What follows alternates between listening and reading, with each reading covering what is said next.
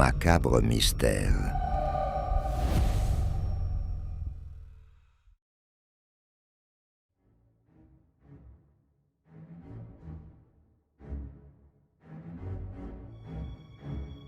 Nous sommes en novembre 1974, Amityville, New York.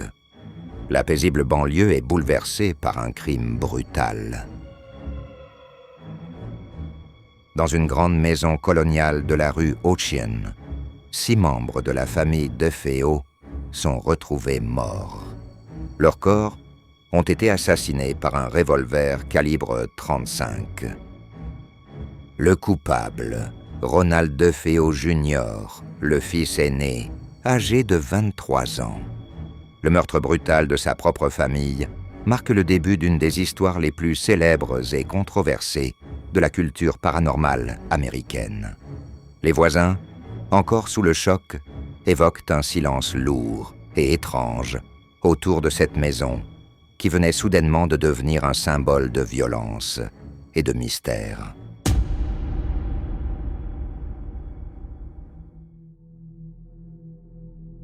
Le 13 novembre 1974, la police d'Amityville reçoit un appel.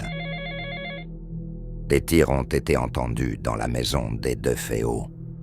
Lorsqu'ils arrivent, les enquêteurs découvrent l'horreur. Ronald DeFeo Sr., père de famille, est mort dans son lit. Sa femme Louise également.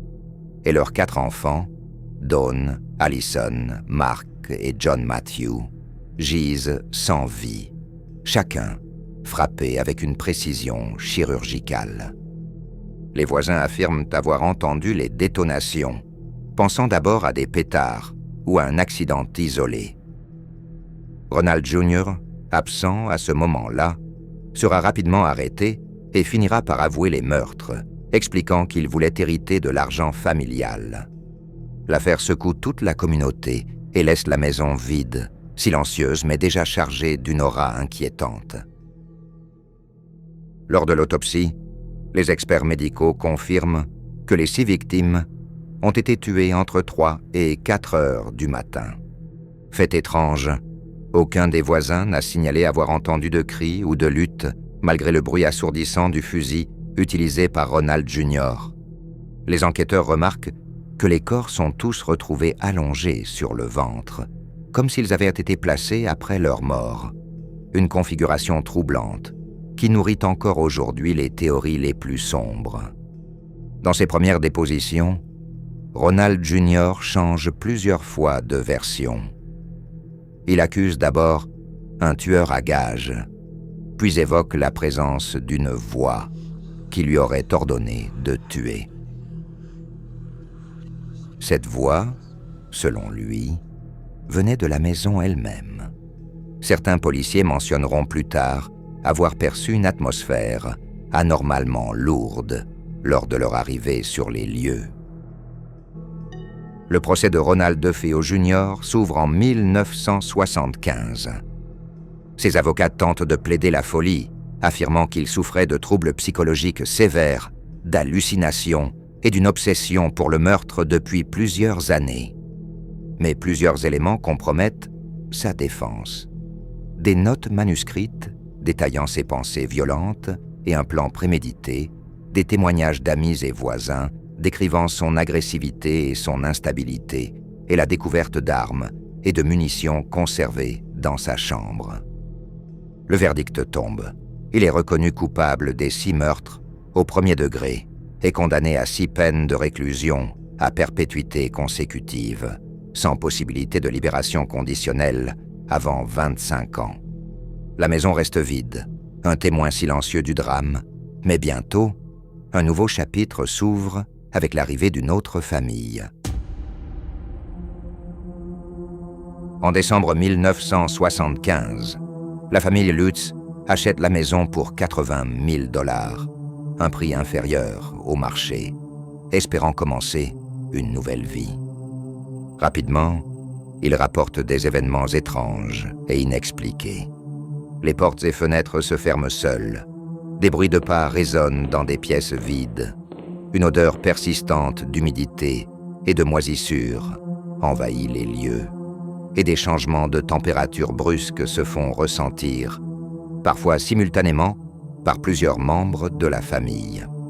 George Lutz affirme percevoir une présence malveillante, une énergie négative dans chaque recoin de la maison. Des sons gutturaux, des murmures inconnus, des voix chuchotées se font entendre sans origine identifiable. Les enfants eux-mêmes disent avoir vu des apparitions et des lumières étranges dans les couloirs. Les voisins confirment entendre des cris et des hurlements provenant de la maison, sans qu'aucune source tangible ne soit détectable. La légende de la maison maudite commence à se former. La famille Lutz contacte des journalistes et des enquêteurs paranormaux pour documenter les événements. L'affaire attire rapidement l'attention des médias locaux et nationaux. Les enquêteurs rapportent des enregistrements audio capturant des voix inconnues, des photographies montrant des anomalies lumineuses et des formes floues, ainsi que des mesures de champ électromagnétiques anormalement élevées dans certaines pièces. Malgré ces témoignages, aucun phénomène ne peut être reproduit de manière scientifique. Les sceptiques avancent que la famille exagérait les événements, ou même en faisait la mise en scène pour attirer l'attention et vendre un livre. La maison, désormais médiatisée, devient un sujet de fascination nationale. En 1977, le livre The Amityville Horror de Jay Hanson est publié, basé sur les témoignages de George et Kathy Lutz. L'histoire inspire des films, des livres et des documentaires, donnant naissance à un véritable phénomène culturel. Certains experts suggèrent des explications psychologiques ou environnementales. L'histoire du meurtre aurait créé une atmosphère de peur et de stress. Les problèmes de chauffage, de ventilation et de plomberie auraient produit des sons et odeurs étranges, et la médiatisation aurait renforcé les hallucinations collectives. D'autres continuent de croire au paranormal, évoquant la coïncidence de la tragédie et de la maison, et l'impression que la violence passée a laissé une empreinte indélébile dans les lieux. Après seulement 28 jours, la famille Lutz quitte la maison. Ils déclarent ne plus pouvoir supporter les phénomènes inexpliqués, la peur constante et les perturbations nocturnes. Ils évoquent un lit qui se déplace seul, une porte qui s'ouvre sur le vide, la sensation persistante d'une présence dans chaque pièce et des enfants terrorisés par des apparitions et des voix. Leur départ précipité renforce la réputation de la maison comme maison du diable. Cependant, certains journalistes et sceptiques remarquent des incohérences dans leurs récits et questionnent la véracité de certains événements. Depuis 1976, la maison d'Amityville est devenue un symbole culturel. Plus de 15 films en ont été inspirés. De nombreux livres et documentaires multiplient les versions romancées et paranormales. La maison continue d'attirer touristes curieux, fascinés par la combinaison de drames familiales réels et de supposés phénomènes paranormaux. Les sceptiques soulignent que la médiatisation a transformé un crime réel en mythe. Mais le meurtre des deux féaux et le départ précipité des Lutz restent des faits établis.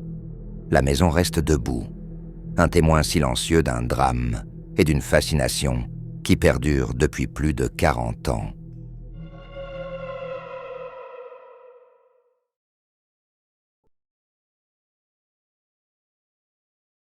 La maison d'Amityville est réelle. Les meurtres sont réels. Les luttes sont réellement vécues dans cette maison et l'ont quittée en panique. Mais le reste une zone grise entre faits et fiction. Les cris, les ombres, les voix et les phénomènes inexpliqués n'ont jamais été confirmés scientifiquement. Le mythe a dépassé la réalité, transformant un drame familial brutal en légende paranormale. Et si certains chuchotements sont réels, personne ne saura jamais s'il s'agit des fantômes de la famille DeFeo ou simplement de l'écho de la peur humaine, amplifiée par les histoires et les médias. Merci d'avoir écouté cet épisode, j'espère qu'il vous a plu. N'hésitez pas à vous abonner et laisser un avis, cela aide beaucoup le podcast. Quant à moi, je vous dis à bientôt pour une nouvelle affaire dans Macabre Mystère.